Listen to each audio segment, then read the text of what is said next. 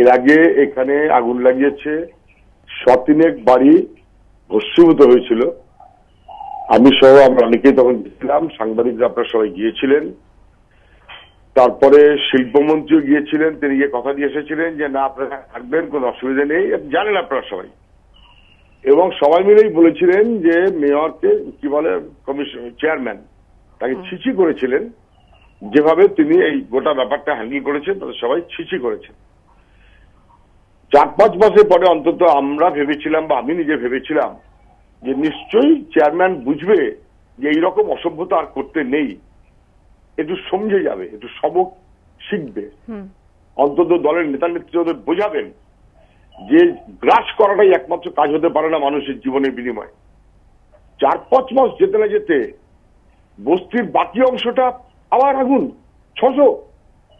কাকতালীয়, তাহলে বলতে হবে কাকতালীয়। এবং এটাও কাকতালীয় কি, পুরসভার চেয়ারম্যান চিঠি দিয়েছেন, তাতে বলছেন যে যদি জরুরি প্রয়োজন হয় তাহলেও এখানে ফায়ার ব্রিগেড ঢুকবে না। ফায়ার ব্রিগেডের কথাটা মাথায় ওরা এসেছিল কেন 6 মাস আগে? 6 মাস আগে ফায়ার ব্রিগেডের কথাটা মাথায় এসেছিল কারণ 6 মাস আগে থেকেই কি 1 মাস আগে থেকেই কি 1 বছর আগে থেকেই এই প্ল্যান করা হচ্ছিল যে আগুন লাগিয়ে দেওয়া হবে এবং আগুন লাগাবার পরেও ফায়ার ব্রিগেড পাঠানো হবে না, লোকগুলো মরুক, বস্তি উঠে যাক, প্রমোটিং করতে হবে। এটা কি করতে হবে, কেন? এটা হয় নাকি যে বাড়ি ওদের সব বানিয়ে দিয়েছে আর সেই বাড়িতে ওরা যেতে চায়নি?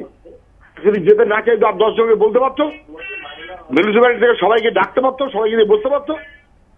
1,500 বাড়ি বানিয়ে দেওয়া হয়েছে আর 1,500 বাড়িটা ফাঁকা ফেলে রেখেছে, একসাথে হতে পারে না। আর যদি সে হয়ও বা আগুন লাগিয়ে দেওয়া হবে।